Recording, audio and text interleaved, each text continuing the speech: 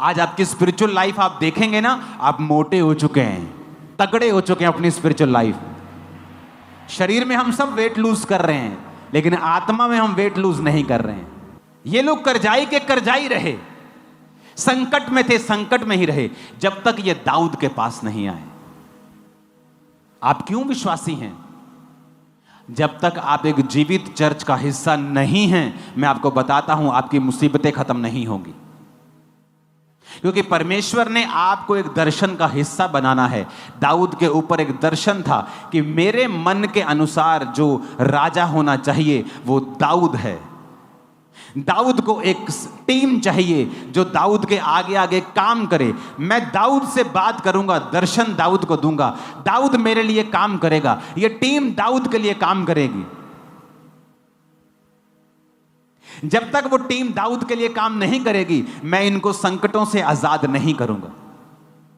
मैं आपको सैकड़ों लोग बता सकता हूं जो एक समय सेवा में थे और भाग गए, आज मुसीबतों में हैं, और मुसीबतें छोटी नहीं है उनकी लाइफ में, और उन्हें लगता है ले हैंड से या एक मैसेज से या सॉरी मांगने से हमारी मुसीबतें खत्म हो जाएंगी। नहीं होंगी, क्योंकि परमेश्वर ने एक दर्शन दिया है। दाऊद को एक दर्शन दिया था कि दाऊद, मैं तुझे राजा बनाऊंगा क्योंकि तू मेरे मन के अनुसार चलने वाला है, तू मेरी प्रजा को आगे लेके जाएगा। ये मेरा दर्शन है। जितने लोग तेरा दर्शन में साथ देंगे, उनकी सारी पर्सनल मुसीबतों को मैं उनकी जिंदगियों से दूर करूंगा, क्योंकि मैं तेरे संग हूं उस दर्शन के कारण जो मेरा तेरे सिर के ऊपर है। अगर ये करजाई रोते रहते तो रोते रहते, संकट में रहते तो संकट में रहते। उन्होंने फैसला किया हम दर्शन के साथ जुड़ेंगे। एक अविश्वासी को पता है संगति रंगति को लेके आती है। अच्छी संगत, अच्छी रंगत अविश्वासी को पता है, लेकिन एक विश्वासी कौन सी जगह जा रहा है जो उसके घर के नजदीक है, उसको किराया नहीं भरना। यहां थे इंडिया में 20,000 की नौकरी के लिए 1 घंटा जाते थे, बस में 1 घंटे से वापिस आते थे, हर संडे चर्च में होते थे। फॉरेन में चले गए, शनिवार भी काम करते, संडे भी काम करते हैं। और अगर बोलो ब्रांच जाते हो, नहीं, हाँ very far from my house पापा जी, साढ़े को 2 घंटे दूर है ब्रांच। 2 घंटे कैसे? पैदल नहीं, गाड़ी में 2 घंटे सिर्फ। और तुम फॉरेन में हो, अच्छा कमा रहे हो, और 2 घंटे तुम ब्रांच नहीं जा सकते, गाड़ी में तुम्हें 2 घंटे ज्यादा लगते हैं। तुमने अपने आप को इतना सोल कर लिया, इतना तुमने अपने आप को कूड़ा, इतना अपने आप को मुलायम कर लिया कि तुम शैतान के लिए ओपन हो गए कि वो तुम्हें मारे, और तुम भूल गए कि एक विश्वासी को एक जीवित चर्च जहां पर रूहें बच रही हो, उसका हिस्सा 100% होना ही चाहिए। एक विश्वासी सेल्फिश नहीं हो सकता। जिथे सेल्फ रिस्पेक्ट नहीं हैगी, मैं उथे नहीं जाऊंगा। जहां प्रभु ने तुम्हें चुना है, तुम्हारी 10 बार भी बेइज्जती हो, वहीं रहो, क्योंकि वही तुम्हें प्रभु इज्जत भी देगा। तुम सेल्फिश हो, फुल ऑफ योर सेल्फ, अपने आप से भरे हुए हो तुम, कि तुम्हें कोई कुछ कह दे तुम्हें चुभता है, क्योंकि तुम अभी तक मरे नहीं हो। तुमने अब तक अपना क्रूस नहीं उठाया है, अपने आप का इनकार नहीं किया है। मैं आपको गारंटी के साथ कह सकता हूं, जितनी बेइज्जती मेरी हुई है, मेरे मेंटर्स के द्वारा किसी की नहीं हुई होगी। इतना सिखाते थे मुझको वो, और मैंने कभी भी उस चीज का गुस्सा नहीं किया था। मैंने अपने पास्टर से उसकी अपनी टी-शर्ट मांगी थी, और मैं उसके ऑफिस के बाहर 8 घंटे तक रहा था।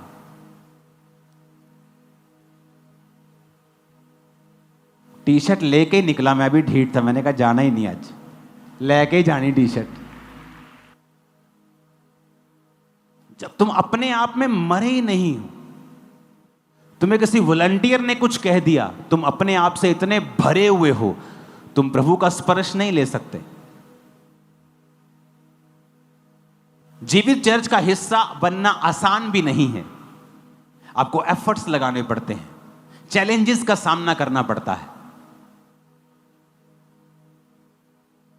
चर्च को संभालने वाले इस चर्च में 5200 5300 पता नहीं 5500 वॉलंटियर्स हैं, 5500 वॉलंटियर्स,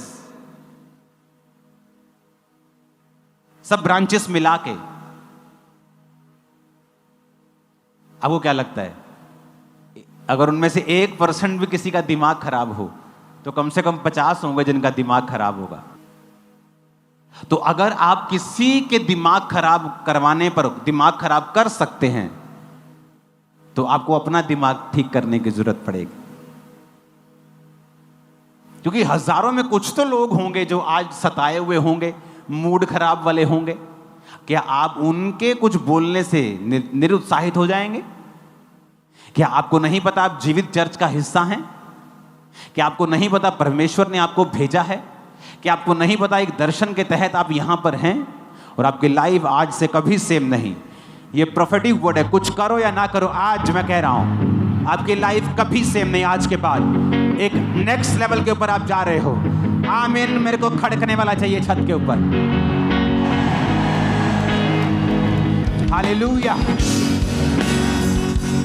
पढ़ो इन लोगों को, पहले शमूएल में पढ़ो इन करजाइयों को, इन करजाइयों को, इन ऋणियों को, इन दुखियों को, इन मुसीबत में पड़े हुए लोगों को पढ़ो। लेकिन मैं आपको बताता हूं फिर दूसरा शमूएल भी पढ़ना। दूसरा शमूएल 23 उसकी 8 आयत से पढ़ना, जहां लिखा है दाऊद के शूरवीरों के नाम ये हैं, तहकमोनी, यशोब, यशबेत, उसके बाद अहोदी दादे का पुत्र एलियाजर। आपको दाऊद के वीर मिलेंगे। कौन थे ये? वही ऋणी, वही संकट, वही मुसीबत, वही दुखी लोगों की एक छोटी सी कलीसिया जिसने दाऊद पर विश्वास किया कि इस परमेश्वर ने इसको खड़ा किया और हम प्रभु के काम करेंगे इसके साथ मिलके, और परमेश्वर ने उन्हीं को योद्धा बना दिया।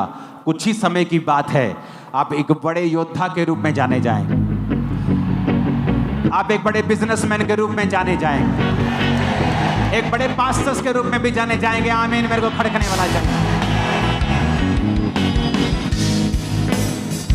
इस कलीसिया में सिर्फ विश्वासी नहीं आते, पास्टर्स, प्रॉफिट्स, अपोस्टल्स सब आपके बीच में बैठे हैं। बड़े काम करोगे आप, बड़े काम करोगे आप। फाइनेंस की समस्याएं आपको नहीं होंगी यीशु मसीह के नाम में। हालेलुया।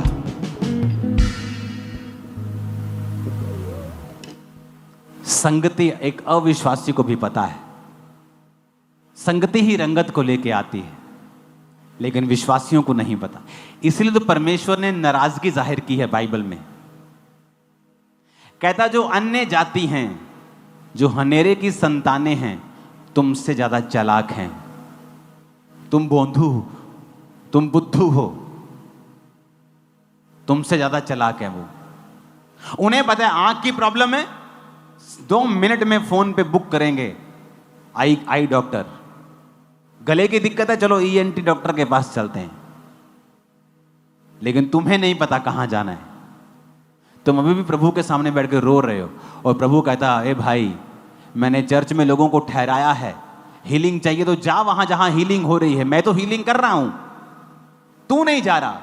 जा जहां डिलीवरेंस हो रही है, मैं तो कर रहा हूं। जा जहां पे परमेश्वर अपने दासों के द्वारा बात करके प्रोफेटिकली आपको बता रहा है कैसे तैयार रहना है फ्यूचर के लिए, मैं तो बता रहा हूं, तू ही नहीं जा रहा। पहला शमूएल 19:18 से 24 में लिखा, जब शाऊल भागा जाता था दाऊद के पीछे उसको मारने के लिए, तो दाऊद एक जगह पहुंच गया। तो शाऊल ने क्या किया?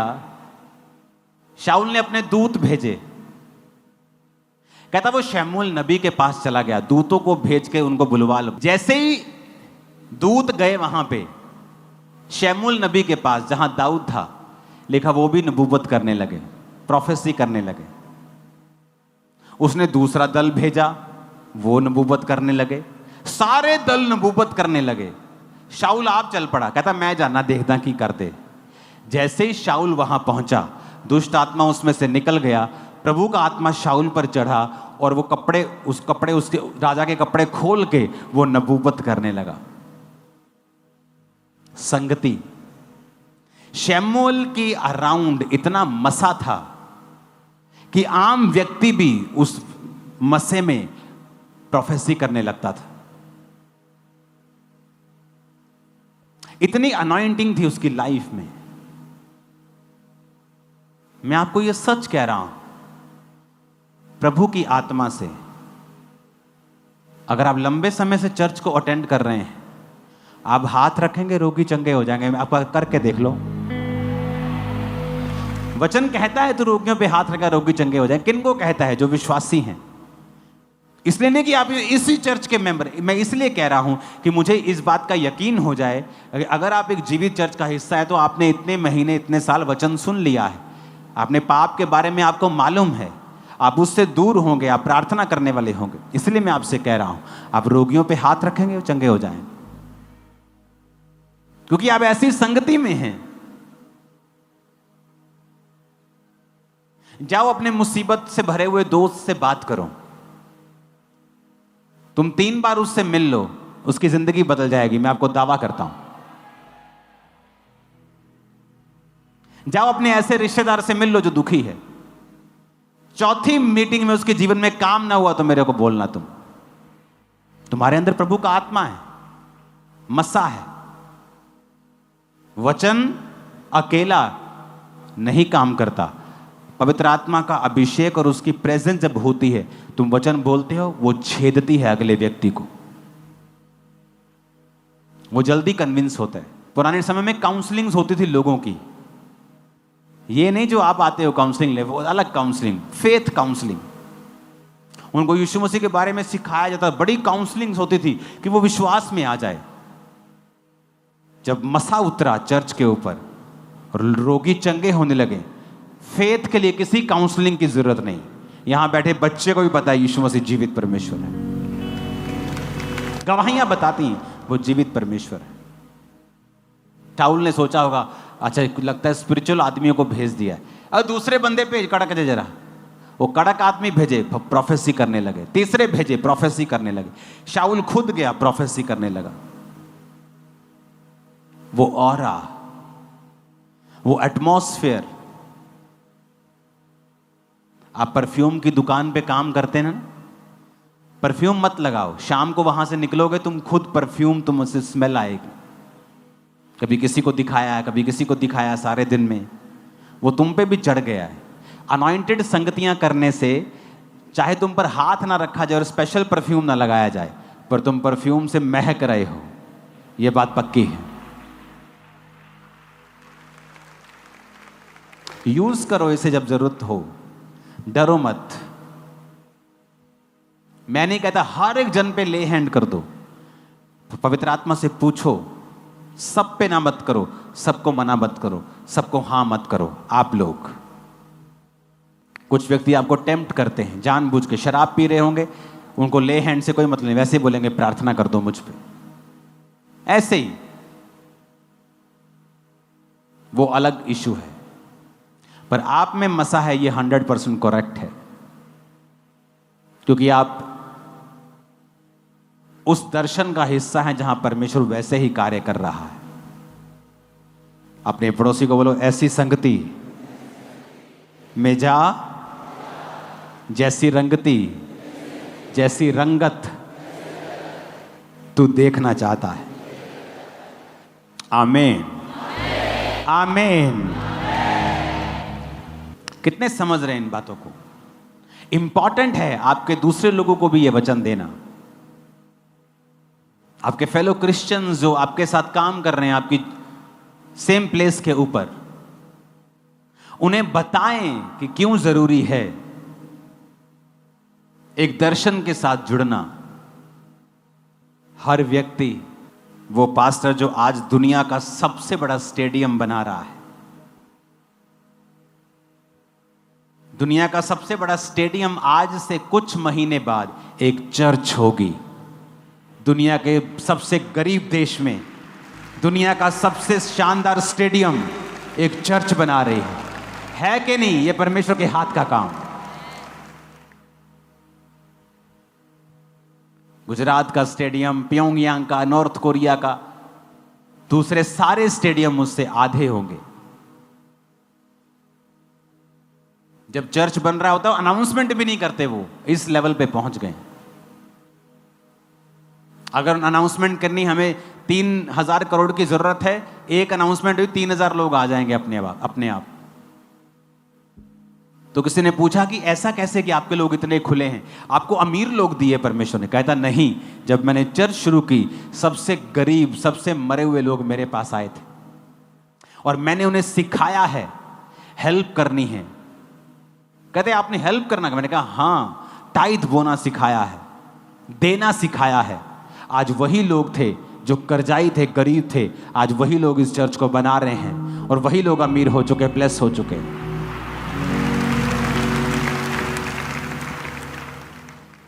आपके पास थोड़ा आता है, आप सोचते नहीं ज्यादा आएगा तो मैं बोऊंगा,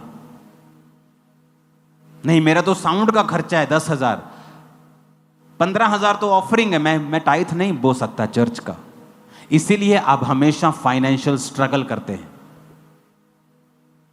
डिवाइन विजडम लगाएंगे तो वो अलग बात करेगी, शारीरिक बुद्धि सोचेंगे तो वो अलग बात करेगी।